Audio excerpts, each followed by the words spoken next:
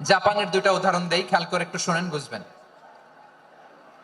আল্লাহ, 2022 সালে জাপানের সাথে জার্মানির খেলা, ফিফা ওয়ার্ল্ড কাপ 2022। এক পক্ষে জাপান, আরেক পক্ষে কোন দেশ? কথা শোনে নাই। এক পক্ষে কোন দেশ? আরেক পক্ষে? সবাই এক পক্ষে, আরেক পক্ষে।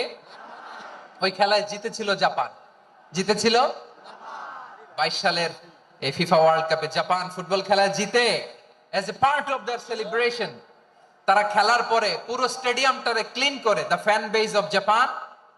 লক্ষ লক্ষ মানুষ খেলা দেখতে যায়, তো এত ডাস্টবিনও তো নাই, তো যারা ডাস্টবিনে জায়গা পায় নাই তারা এই যে চকলেটের প্যাকেট, পানির বোতল, চিপসের প্যাকেট তারা এদিকে সেদিকে রেখে দিয়েছে। জাপানের ভক্তরা, জাপানের ফলোয়াররা as a part of their celebration তারা খেলার পরে পুরো স্টেডিয়ামের সব ময়লা আবর্জনা ক্লিন করে তারপরে বিদায় নিয়েছে। তাদেরকে কি ক্লিন করার দায়িত্ব দেওয়া হয়েছিল?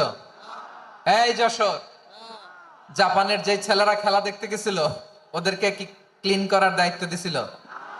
তারা কি স্টেডিয়ামের পরিচ্ছন্নতা কর্মী?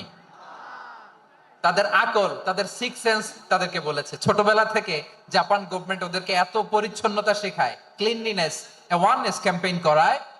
ক্লাসে আমি দেখেছি, ক্লাসে নিজের বেঞ্চ নিজে মুছে, ক্লাসের মাঝখানে একটা সময় দেয়, নিজের টেবিল নিজে মুছে, নিজের ক্লাসরুমটা নিজে পরিষ্কার করে। রাস্তাঘাটে একটা ধুলা নাই, ময়লা নাই, একটা টিস্যু নাই।